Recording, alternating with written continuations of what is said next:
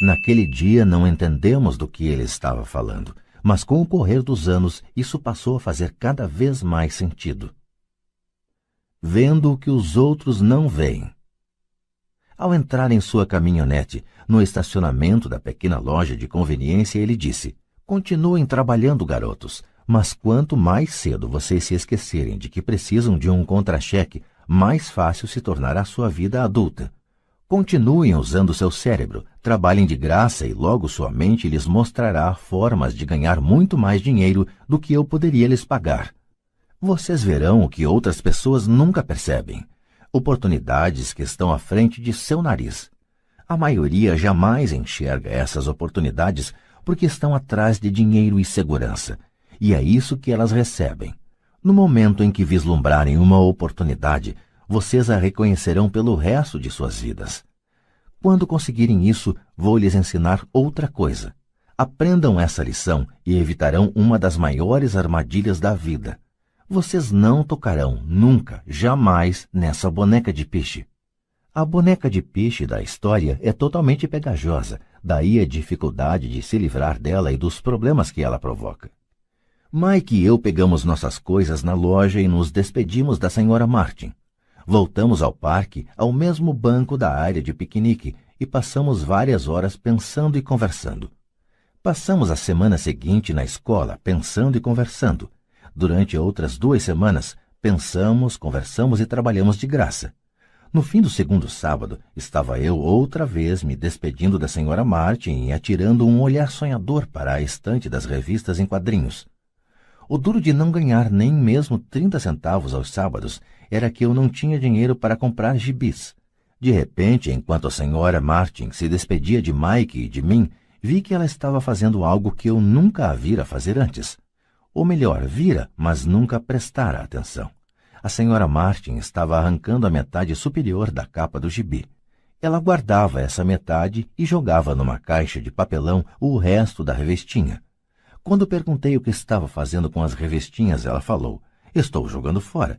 Devolvo a parte de cima da capa para o distribuidor das revistas, que me dá um crédito quando traz os novos gibis. Ele vai chegar daqui a 1 hora. Mike e eu esperamos 1 hora. Quando ele chegou, perguntei se podíamos ficar com os gibis velhos. Ele respondeu: "Vocês podem ficar se vocês trabalharem nesta loja e não os revenderem." Nossa parceria ressuscitou. A mãe de Mike tinha um quarto vazio no porão da casa. Nós o limpamos e começamos a empilhar ali centenas de gibis. Em pouco tempo, nossa biblioteca de gibis estava aberta ao público. Contratamos a irmã caçula de Mike, que adorava estudar para ser bibliotecária. Ela cobrava de cada criança um ingresso de 10 centavos e a biblioteca permanecia aberta depois das aulas, das 14h30 às 16h30, todos os dias. Os frequentadores, as crianças da vizinhança, podiam ler quantos gibis conseguissem nessas 2 horas. Era uma pechincha, pois cada gibi custava 10 centavos e podiam-se ler 5 ou 6 nessas 2 horas. A irmã de Mike controlava a saída da garotada para assegurar-se de que ninguém estivesse levando uma revista emprestada. Ela também controlava os livros, registrava quantas crianças compareciam diariamente, quem eram elas e os comentários que faziam. Recebia $1 por semana e deixávamos que lesse de graça quantos gibis desejasse, o que ela fazia raramente porque estava sempre estudando. Mike e eu mantivemos o acordo de trabalhar todo sábado na loja e arrecadávamos os gibis descartados. Mantivemos nosso acordo com o distribuidor, pois não revendíamos nenhum gibi. Quando eles ficavam muito rasgados, os queimávamos. Tentamos abrir uma filial, mas nunca encontramos alguém tão dedicado e confiável quanto a irmã do Mike para cuidar dela. Nessa idade precoce, descobrimos como era difícil conseguir bons funcionários. 3 meses depois da inauguração da biblioteca, houve uma briga na sala. Alguns garotos de outro bairro a invadiram e começaram a confusão. O pai de Mike sugeriu que fechássemos o negócio. Nossa biblioteca deixou de existir e paramos de trabalhar aos sábados na loja de conveniência. De qualquer forma, Pai Rico estava entusiasmado e queria nos ensinar mais. Ele estava feliz porque tivemos muito êxito na primeira lição. Aprendemos a fazer o dinheiro trabalhar para nós. Como não tínhamos recebido pagamento pelo trabalho na loja, Forçamos nossa imaginação identificando uma oportunidade de ganhar dinheiro. Ao começar nosso próprio negócio, a biblioteca de gibis, estávamos controlando nossas próprias finanças e não dependendo de um empregador. A melhor parte é que nosso negócio rendia dinheiro para nós, mesmo que nós não estivéssemos fisicamente presentes. Nosso dinheiro trabalhava para nós. Em lugar de nos pagar em dinheiro, Pai Rico tinha nos dado muito mais. Capítulo 3. Lição 2. Para que a alfabetização financeira? Em 1990, meu melhor amigo, Mike, assumiu o império de seu pai e está fazendo de fato um trabalho melhor do que o dele. Encontramo-nos 1 ou 2 vezes no ano, no campo de golfe. Ele e sua mulher são muito mais ricos do que você possa imaginar. O império de Pai Rico está em grandes mãos e Mike está agora preparando seu filho para ocupar seu lugar, tal como seu pai nos preparou. Em 1994, aposentei-me aos 47 anos de idade e minha mulher, Kim, tinha 37 anos. A aposentadoria não significa deixar de trabalhar. Para minha mulher e para mim, quer dizer que se não houver mudanças cataclísmicas inesperadas, podemos trabalhar ou não, e nossa riqueza continuará aumentando automaticamente, ficando bem à frente da inflação. Acho que isso representa liberdade. Os ativos são suficientemente grandes para crescerem por si próprios. É como plantar uma árvore. Você a rega durante anos, então um dia ela não precisa mais disso. Suas raízes são suficientemente profundas. Então a árvore lhe proporciona sombra para seu prazer. Mike optou por dirigir o império e eu por aposentar-me. Sempre que faço palestras, as pessoas perguntam o que lhes aconselho ou o que elas deveriam fazer. Como começar? Há algum bom livro que eu possa recomendar? O que elas deveriam fazer para preparar seus filhos? Qual é o segredo do sucesso? Como é o segredo do sucesso? Como é que eu ganho milhões? Nessas ocasiões, sempre me lembro de um artigo que me deram certa vez. Diz mais ou menos o seguinte: os homens de negócios mais ricos. Em 1923, um grupo de nossos maiores líderes e homens de negócios mais ricos participou de um encontro no hotel Edgewater Beach, em Chicago.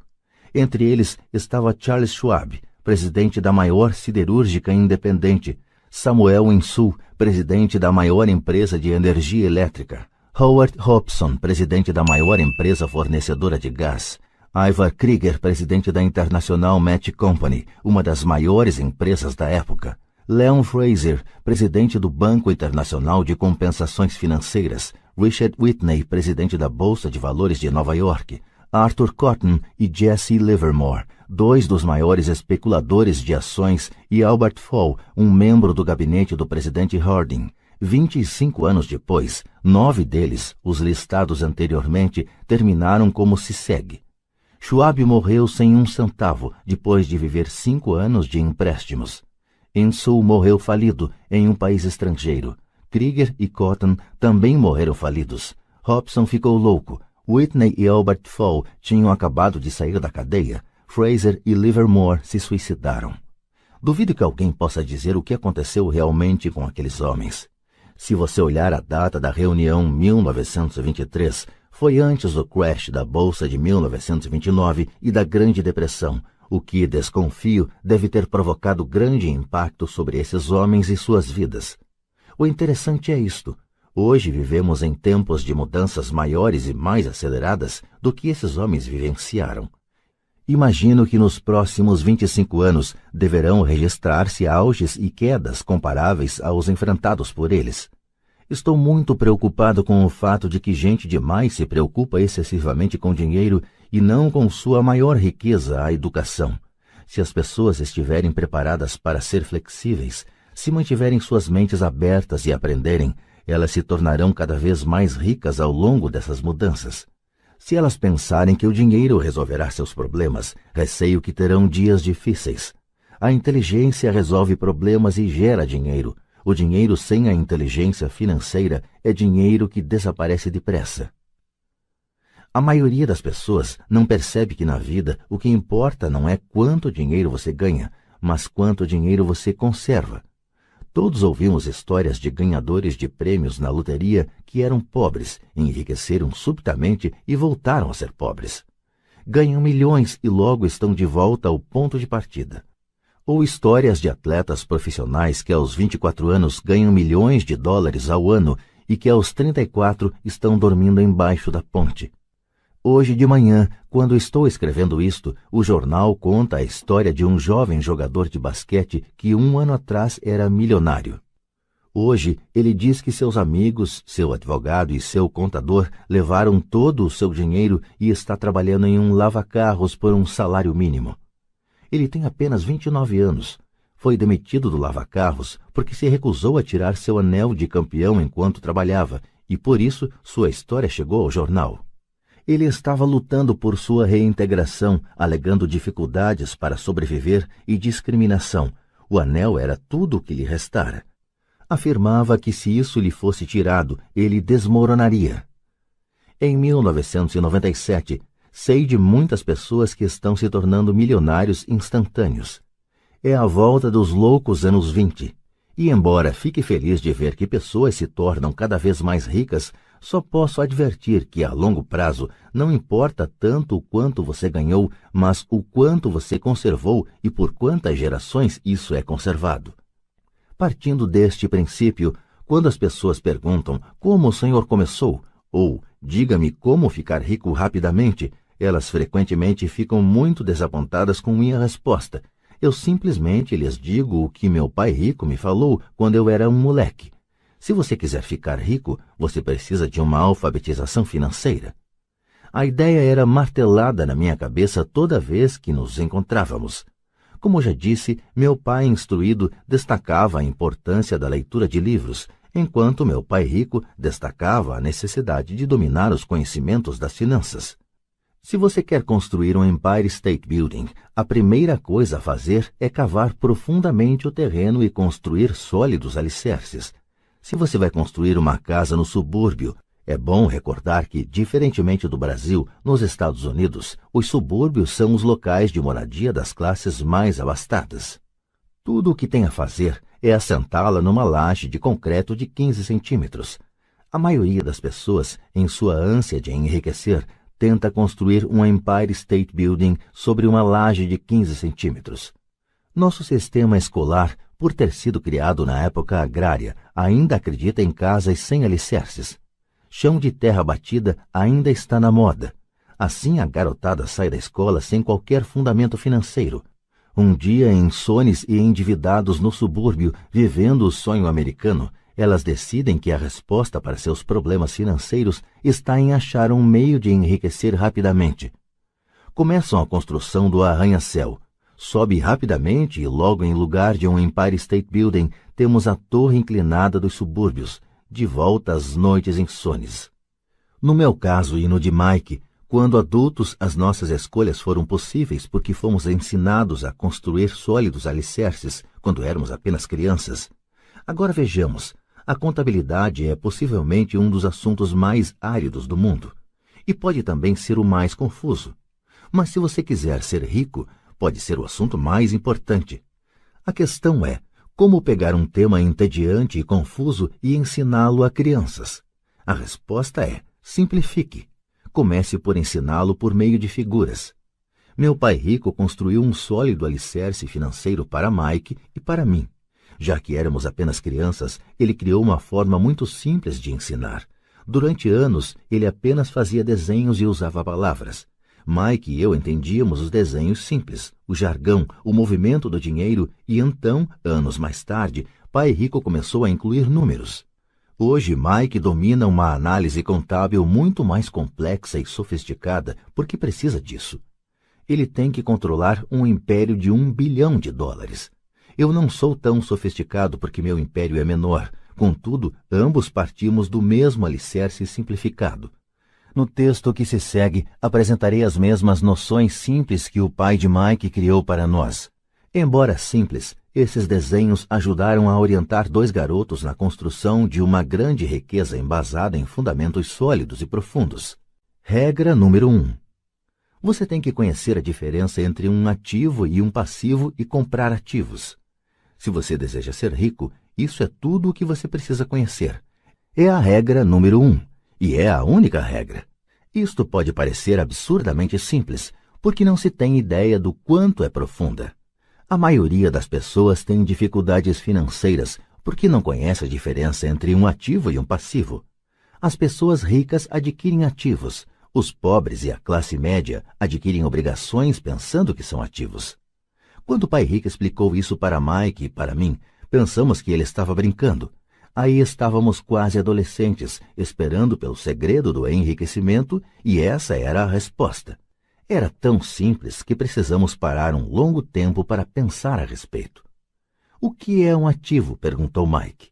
Não se preocupe agora, disse pai rico. Deixe a ideia amadurecer. Se você puder entender a simplicidade, sua vida terá um rumo e será fácil do ponto de vista financeiro. É simples, por isso é que não se presta atenção. O Senhor quer dizer que tudo o que precisamos conhecer é o que é um ativo, comprá-lo e então ficaremos ricos? Perguntei. Pai rico balançou a cabeça afirmativamente. É simples assim. Se é tão simples, por que é que todos não ficam ricos? Perguntei. Pai rico sorriu. Porque as pessoas não sabem distinguir um ativo de um passivo. Lembro-me de ter perguntado como é que os adultos podem ser tão ignorantes? Se é tão simples, tão importante, por que todo mundo não procura descobrir a diferença? Pai rico levou apenas alguns minutos para explicar o que eram ativos e passivos. Já adulto, tive dificuldade em explicar isso a outros adultos. Por quê? Porque os adultos são mais espertos. Na maioria dos casos, a simplicidade da ideia escapa aos adultos porque eles foram educados de maneira diferente. Eles foram educados por outros profissionais instruídos, como banqueiros, contadores, agentes imobiliários, planejadores financeiros e assim por diante. A dificuldade está em levar os adultos a desaprender ou em torná-los outra vez crianças. Um adulto inteligente frequentemente se sente diminuído ao prestar atenção em definições simplistas.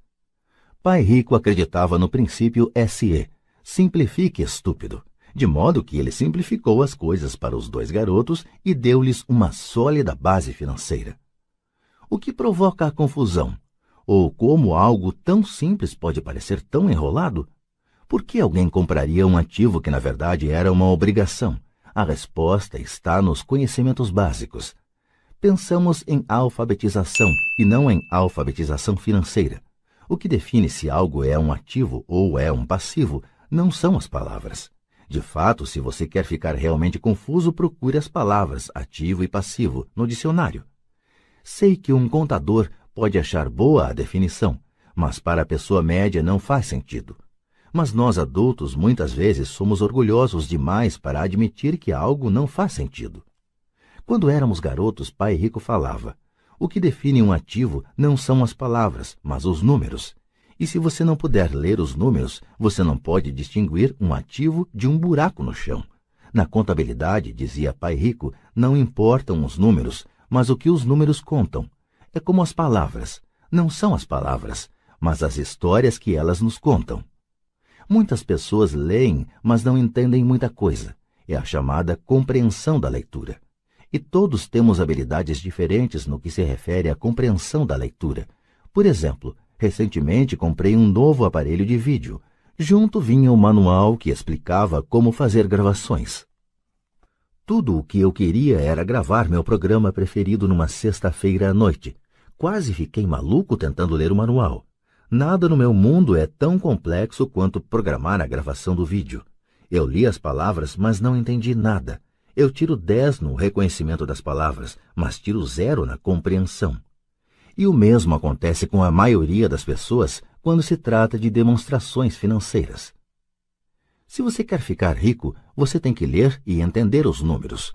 Ouvi meu pai rico repetir isso 1000 vezes e também aprendi: os ricos adquirem ativos e os pobres e a classe média adquirem obrigações.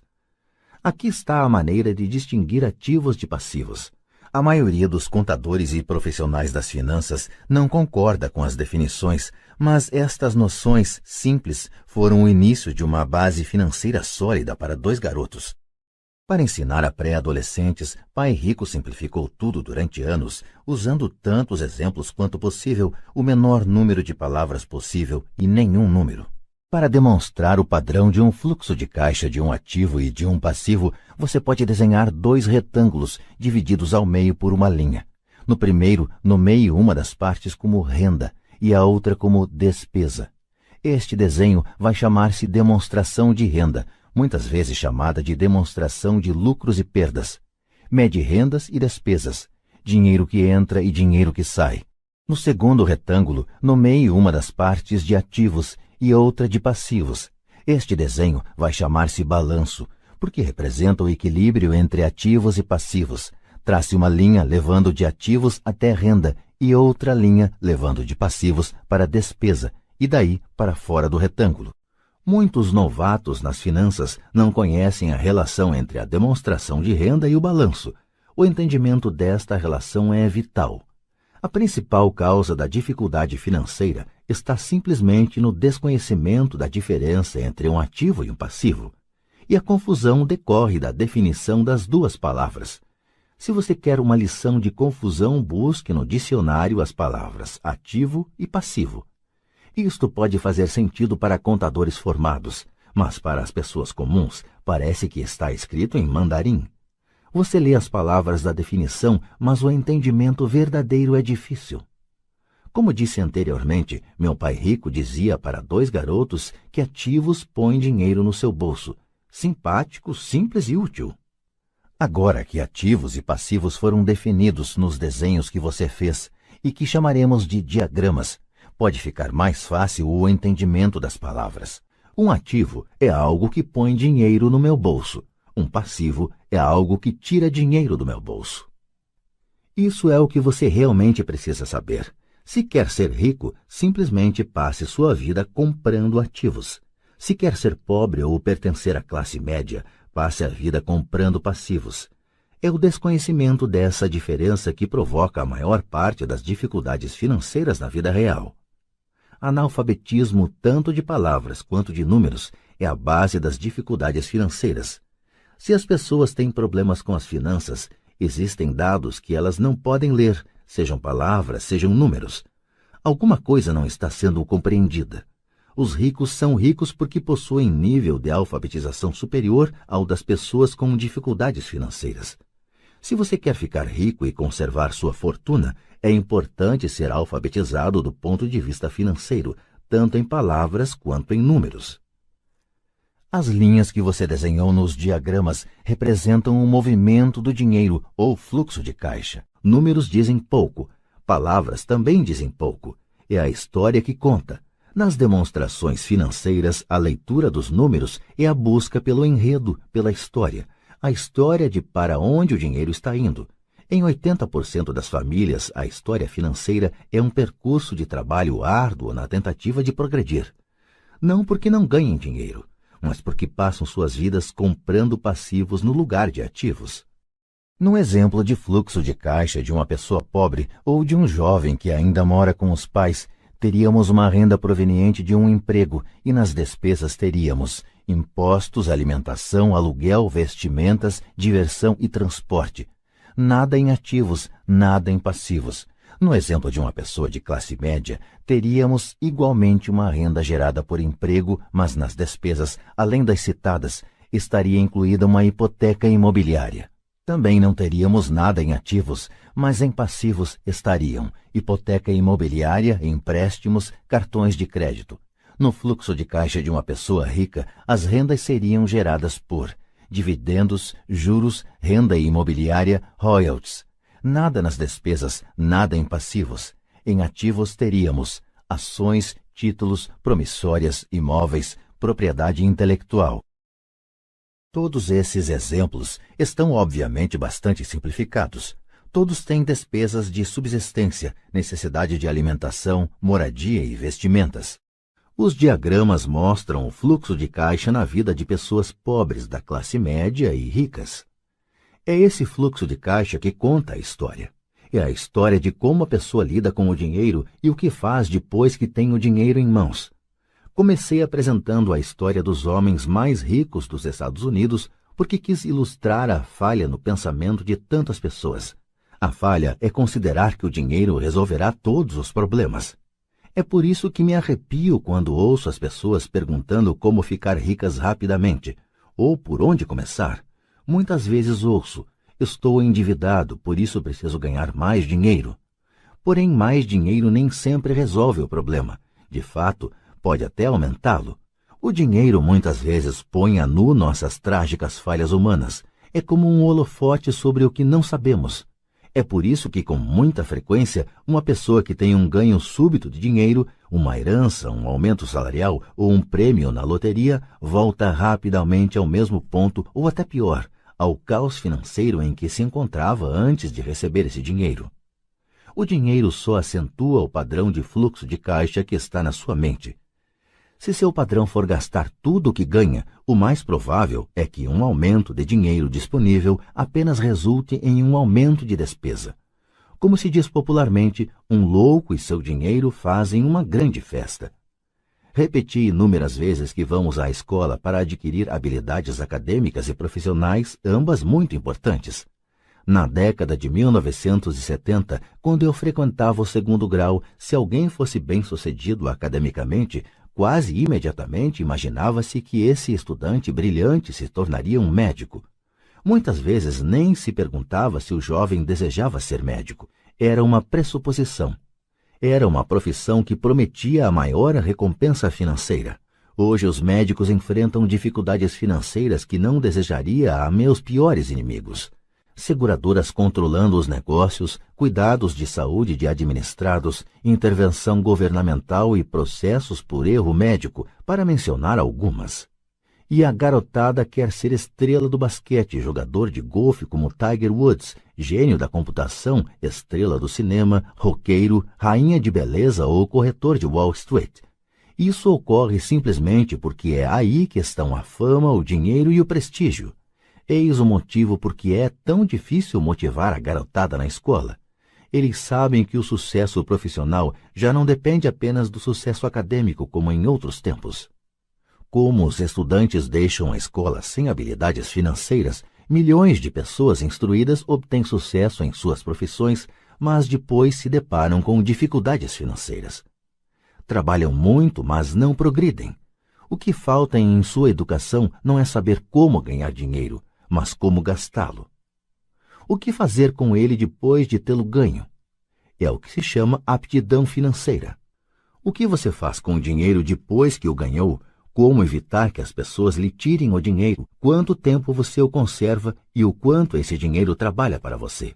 A maioria das pessoas não descobre o motivo de suas dificuldades financeiras porque não entende os fluxos de caixa.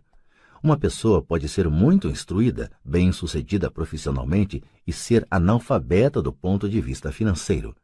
Essas pessoas muitas vezes trabalham mais do que seria necessário porque aprenderam a trabalhar arduamente, mas não como fazer o dinheiro trabalhar para elas.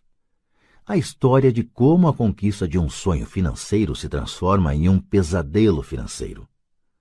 A visão cinematográfica de pessoas trabalhadoras tem um padrão definido. Recém-casados, jovens altamente instruídos, felizes, mudam-se para um de seus pequenos apartamentos alugados. Imediatamente percebem que estão poupando dinheiro, porque dois podem viver com a mesma despesa de um. O problema é que o apartamento é apertado. Decidem então poupar para comprar a casa de seus sonhos e ter filhos. Eles têm duas rendas e se concentram em suas carreiras. Suas rendas começam a aumentar e a aumentar. E suas despesas também. A despesa número 1, para a maioria, são os impostos. Muitas pessoas pensam que se trata do imposto de renda, mas para a grande parte dos americanos, o que pesa mais é a Seguridade Social. Para o empregado, parece que a contribuição para a Seguridade Social, combinada com a do Medicare, é de cerca de 7,5%, mas na verdade é de 15%. Porque o empregador deve dar uma contrapartida do mesmo montante. Essencialmente, esse é um dinheiro que o empregador não pode pagar a você. Além disso, você ainda paga imposto de renda sobre a quantia deduzida de seus salários para a Seguridade Social. Renda essa que você nunca recebeu porque foi transferida na fonte para a Seguridade Social. E seu passivo também aumenta. Isso é visto mais claramente se voltarmos ao caso do jovem casal. Em consequência do aumento de suas rendas, eles resolvem comprar a casa de seus sonhos. Uma vez adquirida, eles pagam um novo imposto, o chamado imposto de propriedade. Então, eles compram um carro novo, novos móveis e novos eletrodomésticos para montar um novo lar. E de repente acordam e a coluna do passivo está atulhada de dívidas hipotecárias e do cartão de crédito. Agora eles estão aprisionados na corrida dos ratos. Chega o primeiro filho, eles trabalham ainda mais dinheiro e mais impostos, a chamada escalada da alíquota. Um cartão de crédito chega pelo correio, eles o usam, mais despesa. Uma financeira telefona e diz que seu maior ativo, sua casa, teve seu valor aumentado. A empresa oferece um empréstimo de consolidação, porque sua ficha é tão boa e lhes diz que o mais inteligente a fazer é zerar os altos juros ao consumidor, liquidando seu débito junto ao cartão de crédito. E, além de tudo, os juros pagos sobre a hipoteca imobiliária podem ser deduzidos do imposto de renda. Eles aceitam e zeram os débitos de seus cartões de crédito onerados pelos elevados juros ao consumidor. Eles suspiram aliviados. A dívida com o cartão de crédito está encerrada. Agora suas dívidas de consumo estão somadas à hipoteca imobiliária de sua casa própria. As prestações mensais são reduzidas porque ampliaram o financiamento para 30 anos. É atitude muito inteligente. O vizinho os convida para irem às compras. Afinal, está começando a liquidação do Memorial Day, uma chance de poupar algum dinheiro. Eles se dizem, não vamos comprar nada, só vamos olhar. Mas para a eventualidade de achar uma boa oferta, põe aquele novo cartão de crédito na carteira. Encontro este jovem casal a toda hora. Seus nomes mudam, mas seu dilema financeiro é o mesmo. Eles vêm a minhas palestras para ouvir o que eu tenho a dizer. Perguntam-me, o senhor pode nos dizer como ganhar mais dinheiro? Seus hábitos de compra os levam a buscar mais renda. Eles nem sabem que o problema está na forma que escolheram para gastar o dinheiro que têm. São provocados por seu analfabetismo financeiro e por não entenderem a diferença entre um ativo e um passivo. Raramente os problemas de dinheiro das pessoas são resolvidos com mais dinheiro. A inteligência resolve os problemas. Um amigo meu costuma repetir uma frase para as pessoas endividadas. Se você descobre que se enterrou num buraco, pare de cavar. Quando criança, meu pai dizia frequentemente que os japoneses conheciam 3 poderes: o poder da espada, o poder da joia e o poder do espelho. A espada simboliza o poder das armas. Os Estados Unidos têm gastado trilhões de dólares em armamento e, por isso, são a presença militar suprema do mundo. A joia representa o poder do dinheiro. Há uma certa verdade no dito: lembre-se da regra de ouro, quem tem o ouro faz as regras. O espelho significa o poder do autoconhecimento. Esse autoconhecimento, de acordo com a lenda japonesa, era o mais apreciado dos 3. Os pobres e a classe média muitas vezes permitem que o poder do dinheiro os controle. Ao simplesmente acordar e trabalhar mais arduamente, deixando de perguntar-se a si mesmos se o que fazem tem sentido, eles dão um tiro no próprio pé na hora em que saem de casa todos os dias. Por não entendê-lo plenamente, a vasta maioria das pessoas permite que o formidável poder do dinheiro exerça o controle sobre elas. Contudo, o poder do dinheiro é usado contra elas. Se usassem o poder do espelho, teriam se perguntado: isto tem sentido? Com muita frequência, em vez de confiar em sua sabedoria íntima, a maioria das pessoas acompanha a multidão. Fazem apenas o que todo mundo faz. Conformam-se em vez de questionar. Muitas vezes repetem sem pensar o que lhes foi dito. Ideias como diversifique, ou sua casa é um ativo, sua casa é o maior investimento, você terá uma redução nos impostos endividando-se mais, consiga um emprego seguro, não assuma riscos. Disse que para muitas pessoas o medo de falar em público é maior do que o medo da morte. De acordo com psiquiatras, o medo de falar em público é provocado pelo medo do ostracismo, o medo de aparecer, o medo das críticas, o medo do ridículo, o medo de se tornar um pária. O medo de ser diferente impede que muitas pessoas busquem novas formas de resolver seus problemas. É por isso que meu pai instruído dizia que os japoneses davam maior valor ao poder do espelho. Porque somente quando nós, como seres humanos, nos olhamos no espelho, encontramos a verdade. E a principal razão pela qual as pessoas dizem procure segurança é o medo. Isso vale para tudo: esporte, relacionamento, carreira ou dinheiro. É esse mesmo medo, o medo do ostracismo, que leva as pessoas a se conformarem e a não questionarem opiniões aceitas ou tendências generalizadas. Sua casa é um ativo, faça um empréstimo consolidando suas dívidas e livre-se delas. Trabalhe com mais afinco, isto é uma promoção. Algum dia chego a vice-presidente, poupe, quando tiver um aumento vou comprar uma casa maior. Fundos mútuos são seguros, bonecas Tyco e Elmo estão em falta, mas ainda tenho uma reservada para um cliente que não apareceu. Muitos dos grandes problemas financeiros são causados pelo desejo de se acompanhar a maioria e não querer ficar atrás do vizinho. Ocasionalmente, todos nós precisamos nos olhar no espelho e seguir nossa sabedoria interior e não nossos medos. Quando Mike e eu estávamos com uns 16 anos, começamos a ter problemas na escola. Não éramos maus garotos, apenas começamos a nos distanciar da maioria.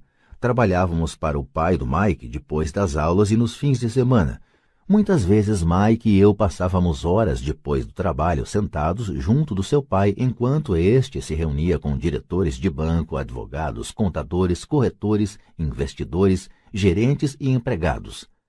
Ele era um homem que deixara a escola aos 13 anos e agora dirigia e instruía, comandava e questionava pessoas com alto nível de escolaridade. Elas acorriam a seu chamado e se preocupavam quando ele não as aprovava. Esse era um homem que não tinha acompanhado a multidão, um homem que pensava por si próprio e detestava as palavras "temos que fazer assim, porque todos fazem assim". Ele também odiava ouvir "não é possível". Se você quisesse levá-lo a fazer alguma coisa, bastava dizer "acho que o senhor não consegue isso". Mike e eu aprendemos mais assistindo a essas reuniões do que em anos de escola, incluindo a faculdade. O pai de Mike não tinha uma instrução formal, mas tinha conhecimentos financeiros e, em consequência, era bem-sucedido. Ele costumava repetir para nós: uma pessoa inteligente contrata pessoas mais inteligentes do que ela mesma. Portanto, Mike e eu tínhamos o privilégio de passar horas ouvindo e, no processo, aprendendo com pessoas inteligentes. Mas por causa disso, Mike e eu não podíamos acomodar-nos ao dogma padrão que nossos professores pregavam. E isso criava problemas. Sempre que um professor falava: se vocês não tirarem boas notas, vocês não se sairão bem no mundo real, Mike e eu franzíamos as sobrancelhas. Quando nos diziam para seguir as normas e não nos desviarmos das regras, víamos por que esse processo de ensino desestimulava de fato a criatividade. Começamos a entender por que Pai Rico nos dizia que as escolas se destinavam a formar bons empregados em lugar de bons empregadores. De vez em quando, Mike e eu perguntávamos a nossos professores como se aplicava na prática o que estávamos estudando, ou por que não estudávamos o dinheiro e como ele funcionava. Esta última pergunta era muitas vezes respondida com a afirmação de que o dinheiro não era importante, que se nós tivéssemos uma educação excelente, o dinheiro viria atrás. Quanto mais sabíamos sobre o poder do dinheiro, mais nos distanciávamos de nossos mestres e colegas. Meu pai instruído nunca me pressionava em relação às notas. Muitas vezes me perguntei por quê. Ele, porém, começou a discutir sobre dinheiro. Com 16 anos, já tinha provavelmente uma base de conhecimentos sobre dinheiro melhor do que minha mãe e meu pai. Eu sabia escriturar livros contábeis, ouvia especialistas em tributação, advogados especializados em questões empresariais, gerentes de banco, corretores imobiliários e investidores. Meu pai falava com professores. Certo dia, meu pai falou que nossa casa era seu maior investimento. Uma discussão um tanto desagradável teve início quando eu lhe mostrei por que não achava que uma casa fosse um bom investimento. Havia uma diferença na percepção de meu pai rico e de meu pai pobre no que se referia a casas. Um pensava que sua casa era um ativo, o outro que era um passivo. Atualmente ainda ouço contestações à ideia de que uma casa não é um ativo. E sei que, para a maioria das pessoas, ela é não só o seu maior investimento, como também seu sonho. E sermos donos de nossa moradia é melhor do que nada. Eu ofereço simplesmente uma maneira alternativa de encarar esse dogma popular. Se minha mulher e eu fôssemos comprar uma casa maior, mais vistosa, nós a encararíamos não como um ativo, mas como um passivo, já que iria tirar dinheiro de nossos bolsos. Aqui vai o argumento que desenvolvo. Na verdade, não espero que a maioria das pessoas concorde com ele, uma vez que um lar agradável é um fator emocional. E no que se refere a dinheiro, grandes emoções tendem a reduzir a inteligência financeira. 1. Em relação a casas, destaco que, em geral, as pessoas passam a vida pagando por uma moradia que nunca será delas. Em outras palavras, compra-se uma casa nova a cada tantos anos, incorrendo cada vez em um novo empréstimo de 30 anos sobre a casa anterior. 2. Apesar de poderem deduzir os juros da hipoteca para fins de imposto de renda, as pessoas pagam todas as demais despesas com o dinheiro que sobra depois de pago o imposto, mesmo depois que liquidam a hipoteca. 3. Imposto sobre a propriedade. Os pais de minha mulher ficaram chocados quando os impostos sobre a propriedade relativos à sua residência aumentaram para $1.000 mensais. Isso ocorreu após sua aposentadoria, de modo que o aumento pressionou seu orçamento e eles se viram obrigados a mudar de casa. 4. O valor dos imóveis nem sempre aumenta. Em 1997, enquanto escrevo este livro, eu tenho amigos que devem $1 milhão por imóveis que só conseguiriam vender por $700 mil. 5.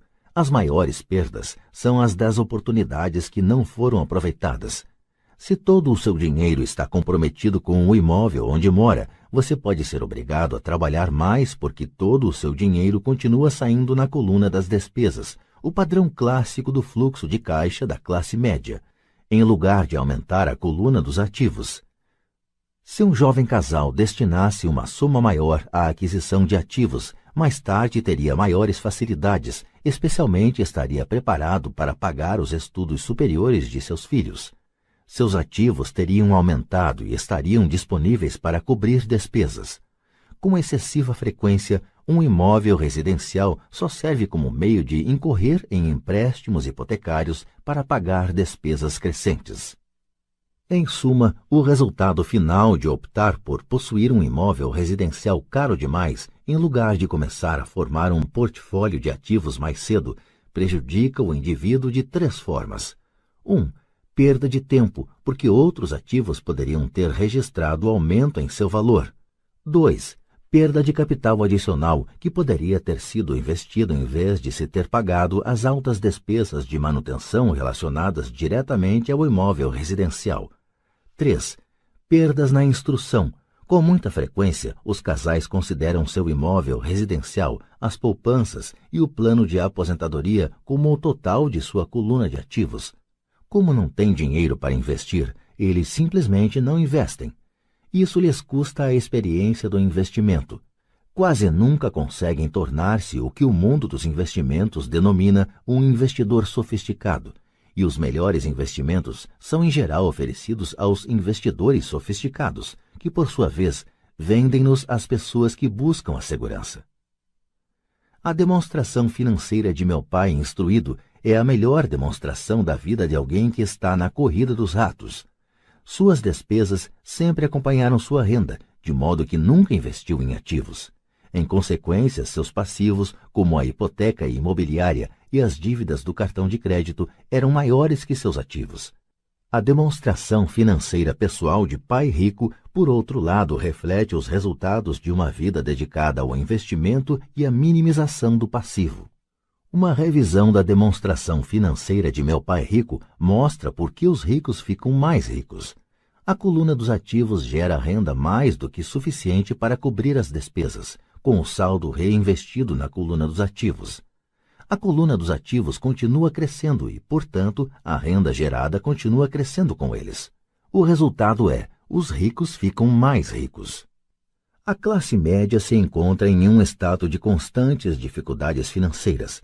Sua renda principal é gerada por salários, e quando seus salários aumentam, os impostos também aumentam. Suas despesas tendem a crescer no mesmo montante de seus salários, daí a expressão corrida dos ratos. eles consideram seu imóvel residencial como seu principal ativo, em lugar de investir em ativos geradores de renda. O padrão de se considerar o imóvel residencial como investimento e a filosofia de que um aumento de salário significa que você pode comprar uma casa maior ou gastar mais é a base do atual endividamento da sociedade. Este processo de despesa crescente faz com que as famílias se endividem mais e tenham mais incerteza financeira, mesmo quando progridem no emprego e recebem aumentos salariais regulares. Esta é uma vida muito arriscada decorrente da precária instrução financeira. A maciça perda de empregos da década de 1990, o downsizing das empresas, trouxe à luz a instabilidade financeira da classe média. De repente, os planos de pensão das empresas estavam sendo substituídos por planos 401k, planos de contribuição definida em que a aposentadoria resulta do montante acumulado ao longo dos anos e que são o oposto dos antigos planos de aposentadoria em que o benefício era definido. A Seguridade Social está obviamente com problemas e não pode ser considerada uma alternativa de aposentadoria. O pânico se instalou na classe média. O bom nestes dias é que muitas dessas pessoas reconheceram esses problemas e começaram a aplicar em fundos mútuos. Este aumento nos investimentos é responsável em boa medida pela acentuada alta do mercado de ações. Hoje, mais e mais fundos mútuos estão sendo criados em resposta à demanda da classe média. Os fundos mútuos são populares porque representam segurança.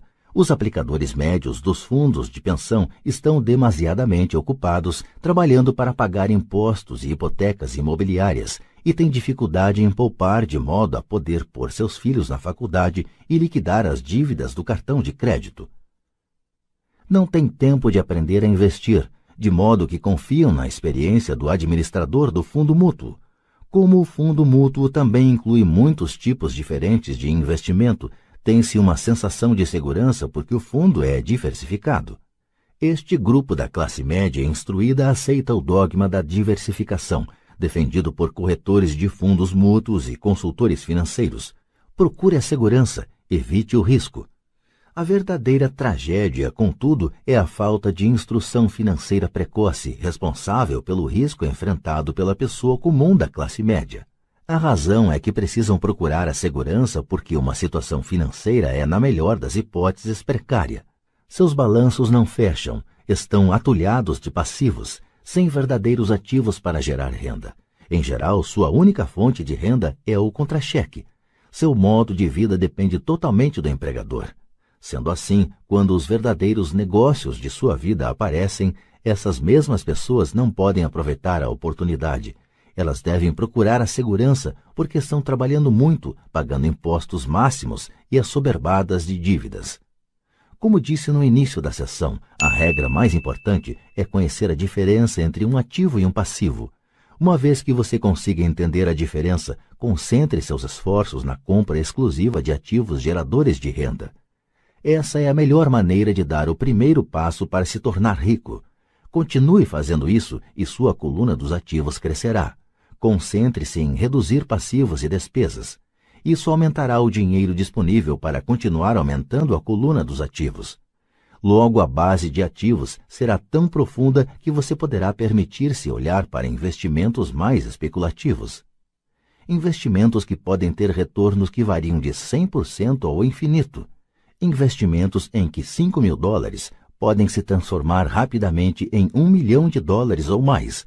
Investimentos que a classe média considera demasiado arriscados. O investimento não é arriscado. É a falta de simples inteligência financeira, a começar pela alfabetização financeira, que leva o indivíduo a ser muito arriscado. Se você fizer o que as massas fazem, você estará na seguinte situação. Como empregado possuidor da casa própria, seus esforços no trabalho em geral resultam no seguinte. 1. Você trabalha para alguém. Os esforços e o sucesso da maioria das pessoas assalariadas ajudarão a garantir o sucesso, o enriquecimento e a aposentadoria do dono da empresa e de seus acionistas. 2. Você trabalha para o governo. O governo fica com uma parte de seu contra-cheque antes mesmo que você veja o dinheiro. Ao trabalhar mais, você simplesmente aumenta o montante de impostos que o governo arrecada. A maioria das pessoas trabalha de janeiro a maio apenas para o governo. 3. Você trabalha para o banco. Depois dos impostos, sua maior despesa é, em geral, a hipoteca imobiliária e a conta do cartão de crédito. O problema decorrente de simplesmente trabalhar mais é que cada uma dessas 3 parcelas leva consigo uma parte maior de seu esforço. Você precisa aprender a fazer com que seus maiores esforços beneficiem diretamente você e sua família. Uma vez que você decidiu cuidar de seus próprios problemas, como determinar seus objetivos, é necessário, em geral, dedicar-se à sua profissão e usar os salários recebidos para financiar a aquisição de ativos. À medida que os ativos crescem, como medir a extensão de seu sucesso quando alguém percebe que está rico, que tem fortuna? Da mesma maneira que tenho minhas definições de ativos e passivos, também tenho minha própria definição para a riqueza.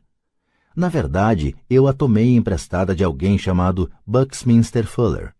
Alguns o consideram um charlatão e outros um gênio vivo. Anos atrás, ele criou um auê entre os arquitetos ao solicitar a patente para algo chamado um domo geodésico. Mas ao fazer isso, ele também falou algo sobre a riqueza. Parecia à primeira vista muito confuso, mas depois de relê-lo algumas vezes começou a fazer sentido. A riqueza é a capacidade de uma pessoa sobreviver tantos dias a mais, ou, se eu parar de trabalhar hoje, por quanto tempo poderei sobreviver? Ao contrário do patrimônio líquido, a diferença entre ativos e passivos, que frequentemente está repleta com o lixo caro e as opiniões de pessoas sobre o valor das coisas, esta definição cria a possibilidade de desenvolver uma mensuração verdadeiramente acurada. Poderia assim medir e saber realmente em que pé estou em termos de meu objetivo de tornar-me financeiramente independente.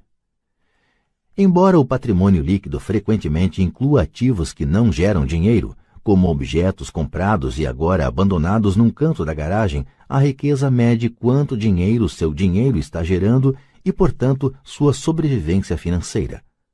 A riqueza é a medida do fluxo de caixa gerado pela coluna dos ativos em comparação com a coluna das despesas.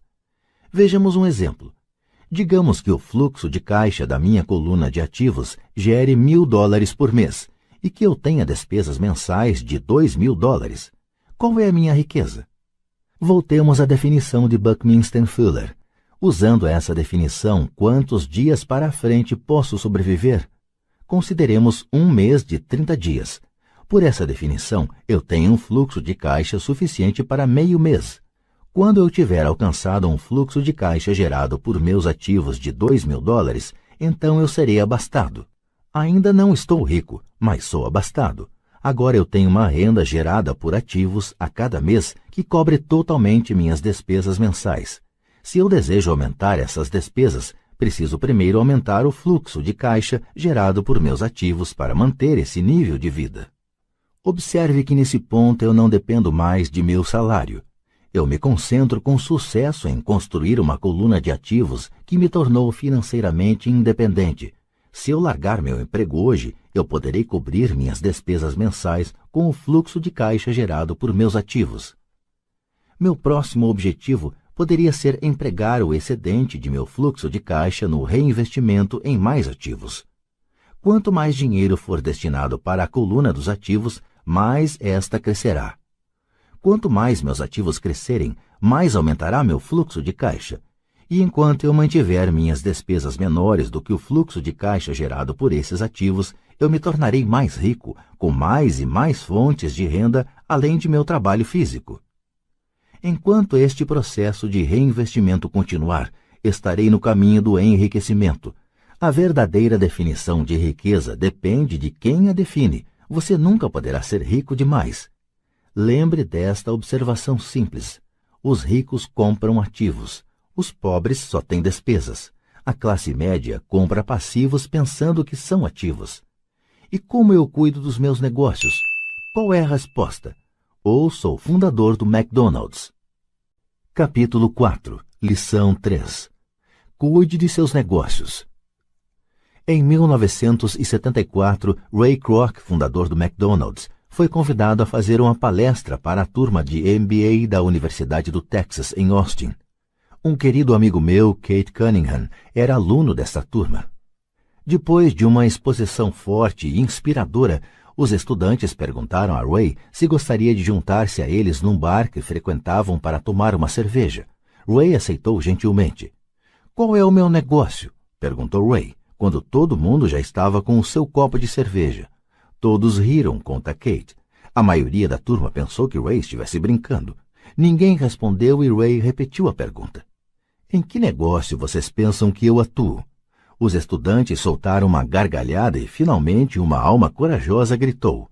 "Ray, não há ninguém no mundo que não saiba que você está no ramo de hambúrgueres." Ray deu uma risada. "Achei que vocês fossem responder isso mesmo." Fez uma pausa, disse rapidamente. "Senhoras e senhores, eu não atuo no ramo de hambúrgueres. Meu negócio são imóveis." Kate conta que Ray passou um bom tempo explicando seu ponto de vista. Em seu plano de negócios, Ray sabia que o principal foco era a venda de franquias de hambúrguer, mas nunca perdeu de vista a localização de cada franquia. Ele sabia que os imóveis e sua localização eram o mais importante fator de sucesso de cada franquia. Basicamente, a pessoa que comprava a franquia estava também comprando o terreno em que se situava a franquia da organização de Ray Kroc. O McDonald's é hoje o maior proprietário individual de terrenos no mundo, superando até a Igreja Católica. Atualmente, o McDonald's é proprietário de alguns dos cruzamentos e esquinas mais valiosos, não só dos Estados Unidos, como também de outras partes do mundo. Kate diz que essa foi uma das mais importantes lições que recebeu em sua vida. Atualmente, Kate é proprietário de lava-carros, mas seu negócio são os terrenos que estão por baixo desses lava-carros. O capítulo anterior terminou com exemplos ilustrando que a maioria das pessoas trabalha para todo mundo, menos para elas próprias. Elas trabalham em primeiro lugar para os donos das empresas, depois para o governo ao pagar impostos e finalmente para o banco onde fizeram a hipoteca. Quando garoto não havia nenhum McDonald's por perto. Contudo, meu pai rico ensinou a mim e a Mike a mesma lição que Ray Kroc deu na Universidade do Texas. É a lição 3 dos ricos. O segredo é: cuide de seu negócio. As dificuldades financeiras são muitas vezes o resultado direto de se trabalhar toda a vida para outras pessoas. Muita gente chegará sem nada ao fim de sua vida de trabalho. Nosso atual sistema de ensino se concentra em preparar a juventude para os empregos por meio do desenvolvimento de habilidades acadêmicas.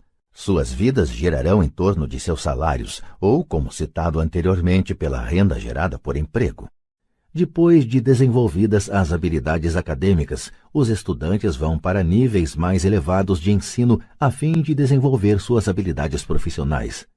Eles estudam para tornar-se engenheiros, cientistas, cozinheiros, policiais, artistas, escritores, etc. Suas habilidades profissionais lhe permitirão ingressar na força de trabalho e trabalhar por dinheiro. Há uma grande diferença entre sua profissão e seu negócio. Muitas vezes pergunto às pessoas: qual é o seu negócio? E elas respondem: sou banqueiro. No inglês, usa-se a mesma palavra banker para denominar o banqueiro e o gerente do banco. Então lhes pergunto se eles são donos do banco. Em geral, respondem: não, eu trabalho para o banco. Nesse caso, está se confundindo profissão com negócio. Sua profissão pode ser a de banqueiro, mas elas ainda não são donas do negócio. Ray Kroc sabia claramente a diferença entre sua profissão e seu negócio. Em uma época, ele vendia misturadores de milkshake e pouco depois vendia franquias de hambúrguer. Mas enquanto sua profissão era vender franquia de hambúrguer, seu negócio era acumular imóveis, geradores de renda. Um dos problemas com a escola é que frequentemente você se transforma naquilo que você estuda. Se você estuda, digamos, culinária, você se torna um chefe. Se você estuda direito, você se torna um advogado. E se você estuda mecânica de automóveis, você se torna um mecânico. O erro de tornar-se aquilo para o que você estuda é que muitas pessoas se esquecem de cuidar de seu negócio. Elas passam a vida cuidando dos negócios de outras pessoas e enriquecendo essa pessoa. Para ter segurança financeira, a pessoa precisa cuidar de seu negócio. Seu negócio gira em torno de sua coluna de ativos, em oposição à sua coluna de renda. Como dito anteriormente, a regra número 1 é conhecer a diferença entre um ativo e um passivo e comprar ativos.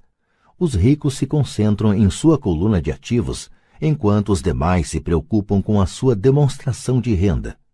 É por isso que ouvimos com tanta frequência: preciso de um aumento. Se pelo menos conseguisse uma promoção. Vou voltar a estudar para procurar um emprego melhor. Vou fazer hora extra. Quem sabe consigo mais um emprego. Vou me demitir em 2 semanas. Encontrei um emprego com salário melhor. Em alguns círculos, estas são ideias sensatas. Contudo, se prestar atenção em Ray Kroc, verá que ainda não está cuidando de seu negócio. Essas ideias todas ainda focam a coluna da renda e só ajudarão a pessoa a ter mais segurança financeira se o dinheiro adicional for utilizado na aquisição de ativos geradores de renda. A principal razão pela qual pobres e classe média são conservadores, do ponto de vista financeiro, o que quer dizer não posso me arriscar, é que eles não têm um embasamento financeiro, apenas agarram-se a seus empregos, fazem o que é seguro. Quando o corte de pessoal se tornou a coisa in a ser feita, milhões de trabalhadores descobriram que seu chamado maior ativo, sua residência, os estava comendo vivos. Seu ativo chamado de casa ainda lhes custava dinheiro a cada mês. Seu carro, outro ativo, os devorava. Os tacos de golfe guardados na garagem e que tinham custado $1.000 já não valiam isso. Sem segurança no emprego, não tinham nada a que recorrer. O que eles pensavam que eram ativos não os podia ajudar a sobreviver em uma época de crise financeira. Imagino que todos nós já tenhamos preenchido uma ficha de cadastro para solicitar um financiamento bancário para comprar um imóvel ou um automóvel. É bem interessante olhar para o item patrimônio líquido. É interessante porque é isso que os bancos e as práticas contábeis aceitam como ativo de uma pessoa. Certo dia, minha posição financeira não parecia muito boa para obter um crédito, de modo que incluí meus tacos de golfe, minha coleção de arte, livros, aparelho de som, televisão, ternos Armani, relógios de pulso, sapatos e outros objetos pessoais, a fim de aumentar o montante da coluna dos ativos. O empréstimo, entretanto, foi recusado porque eu tinha muito dinheiro investido em imóveis. Os responsáveis pela concessão de empréstimos não gostaram do fato de eu obter uma parte tão grande de minha renda com apartamentos alugados. Eles queriam saber por que eu não tinha um emprego normal com um salário. Eles não questionaram os ternos Armani, os tacos de golfe ou a coleção de arte. A vida, às vezes, é dura para quem não se encaixa no perfil padrão. Tenho arrepios sempre que ouço alguém falar para mim que seu patrimônio líquido é de $1 milhão ou de $100 mil ou qualquer outro valor. Um dos motivos por que o patrimônio líquido não é um indicador acurado é simplesmente porque no momento em que você começa a vender seus ativos, seus ganhos são tributados. Muitas pessoas se envolvem em dificuldades financeiras quando sua renda é reduzida. Elas tomam empréstimos, elas vendem seus ativos. Primeiro, seus ativos, em geral, só podem ser vendidos por uma fração do valor declarado em seu balanço pessoal. Ou, se houver um ganho na venda desses ativos, esse ganho será tributado. De modo que, repito, o governo pega uma parte dos ganhos, reduzindo assim o montante disponível para auxiliá-las a sair da dívida. Por isso, costumo dizer que o patrimônio líquido de alguém frequentemente vale menos do que ele pensa. Comece a cuidar de seus negócios. Fique no seu emprego, mas comece a comprar ativos reais, não passivos ou objetos pessoais que não têm valor real, uma vez que você os leva para dentro de casa. Um carro novo perde cerca de 25% do preço que você paga no momento em que sai da concessionária. Não é um ativo verdadeiro, mesmo que seu banco permita que você o liste entre seus ativos. Meu novo taco de titânio, que custou $400, passou a valer $150 no momento em que pisei no campo de golfe. Para adultos, a lição é manter reduzidas as despesas, reduzir os passivos e formar diligentemente uma sólida base de ativos. Para os jovens que ainda não saíram de casa, é importante que seus pais lhes ensinem a diferença entre ativos e passivos. Faça com que seus filhos comecem a construir uma firme base de ativos antes que saiam de casa, casem, comprem casa, tenham filhos e se encontrem em uma situação financeira difícil, agarrando-se a um emprego e comprando tudo a crédito. Vejo muitos jovens casarem e se verem aprisionados em um estilo de vida que não lhes permite sair do atoleiro das dívidas durante a maior parte dos anos de trabalho. Frequentemente, quando o último filho sai de casa, os pais constatam que não se prepararam adequadamente para a aposentadoria e começam a tentar poupar algum dinheiro. Então, seus próprios pais adoecem e eles se deparam com novas dificuldades. Qual o tipo de ativo que sugiro a você ou a seus filhos adquirirem? No meu mundo, ativos reais se agrupam em várias categorias diferentes. 1. Negócios que não exigem minha presença. Sou o dono deles, mas eles são administrados por outras pessoas. Se eu tiver que trabalhar neles, não é um negócio, torna-se uma profissão. 2. Ações. 3. Títulos. 4. Fundos mútuos. 5. Imóveis que geram renda. 6. Promissórias. 7. Royalties de propriedade intelectual como música, escritos, patentes. 8. Tudo o que tenha valor, gere renda ou se valorize e tenha um mercado líquido. Quando garoto, meu pai instruído me incentivava a procurar um emprego seguro. Meu pai rico, por outro lado, me incentivava a começar a adquirir ativos que me agradassem. Se você não gostar deles, você não cuidará deles. Comecei a adquirir imóveis simplesmente porque adoro prédios e terrenos. Gosto de comprá-los. Poderia buscá-los o dia todo. Quando surgem problemas, não são tão graves que mudem meu apreço pelos imóveis. Pessoas que detestam imóveis não deveriam comprá-los. Adoro ações de pequenas empresas, especialmente aquelas que estão iniciando suas atividades. A razão é que eu sou um empreendedor, não um homem da grande empresa. Quando jovem, trabalhei em grandes organizações como a Standard Oil da Califórnia, a Marinha dos Estados Unidos e a Xerox Corp.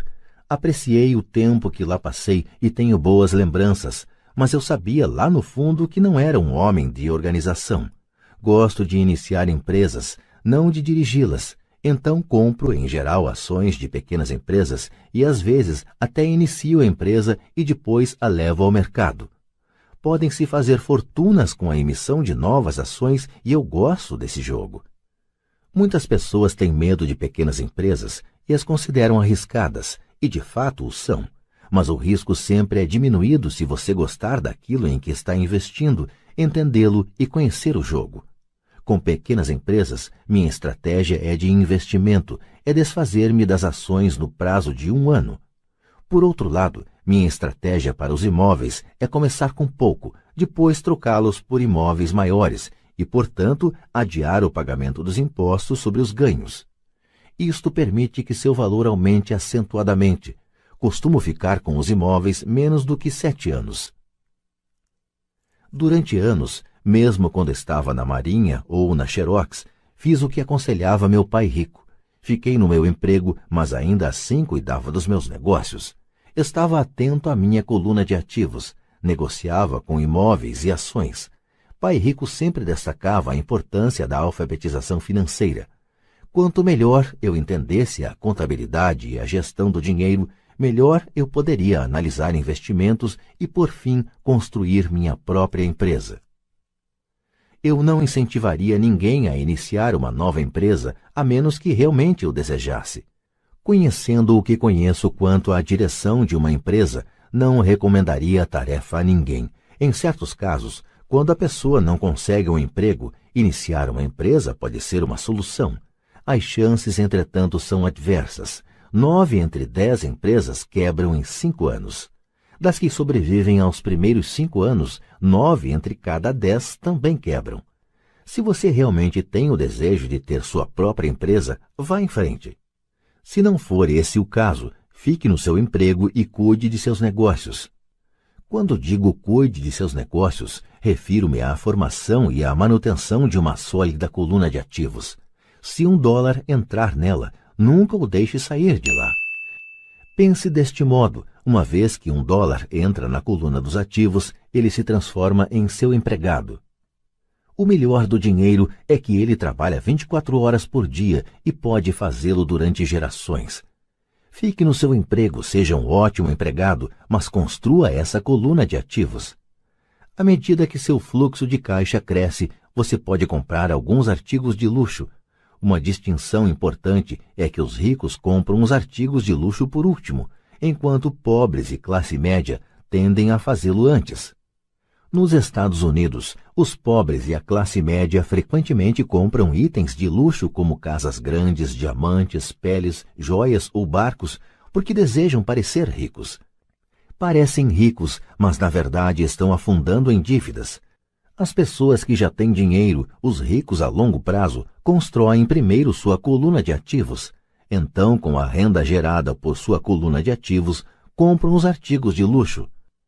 Os pobres e a classe média compram artigos de luxo com seu próprio suor, sangue e com a herança de seus filhos. Um luxo verdadeiro é uma recompensa por ter investido e desenvolvido uma coluna de ativos.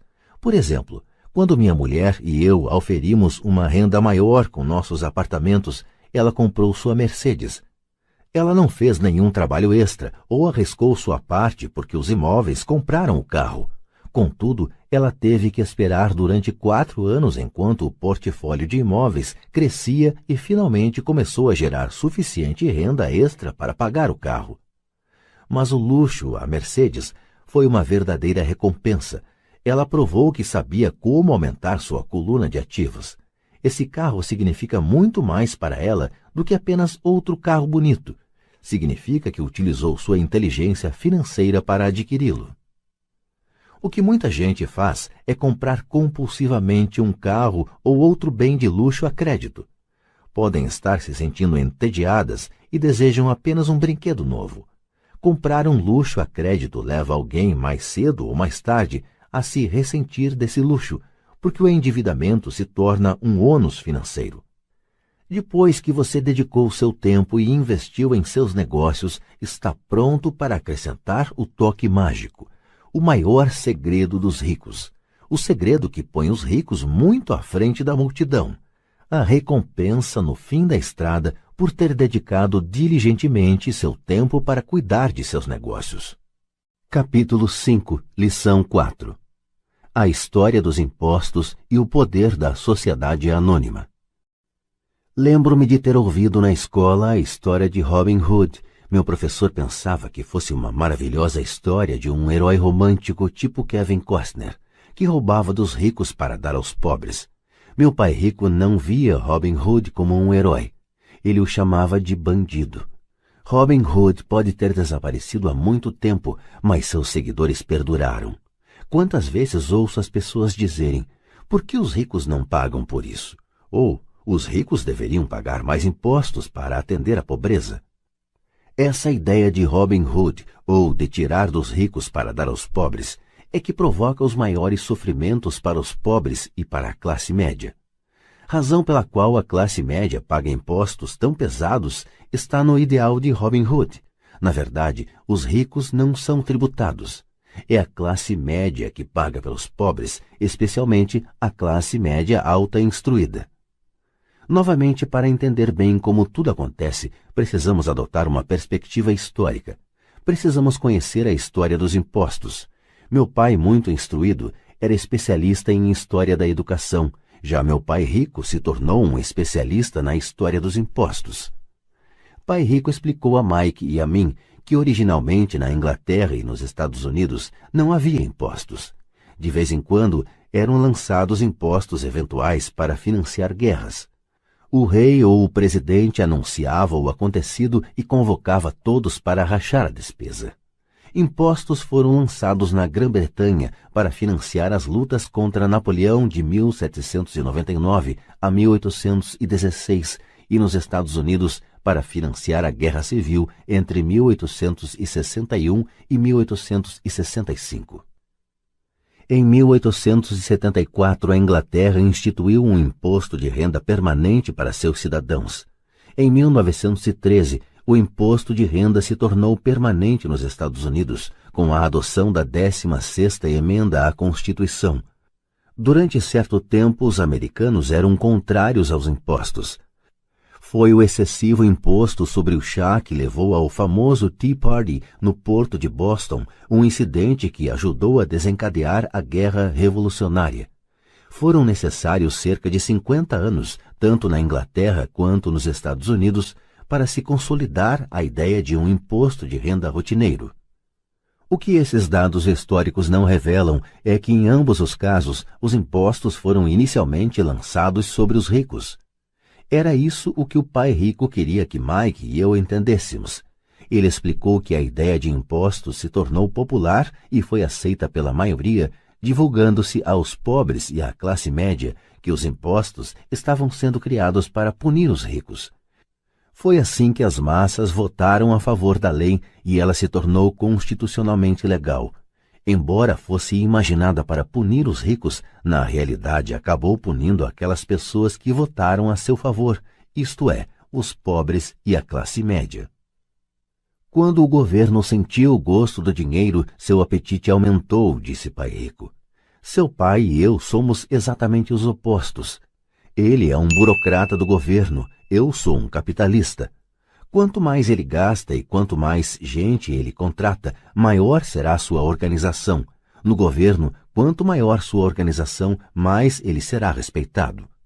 Por outro lado, dentro de minha organização, quanto menos gente eu contratar, quanto menos eu gastar, mais respeito obterei de meus investidores. É por isso que não gosto de gente do governo. Eles têm objetivos diferentes daqueles da maioria dos homens de negócios. À medida que o governo cresce, mais e mais dólares saídos dos impostos serão necessários para sustentá-lo. Meu pai instruído acreditava sinceramente que o governo deveria ajudar as pessoas. Gostava de John F. Kennedy e especialmente da ideia do Corpo da Paz.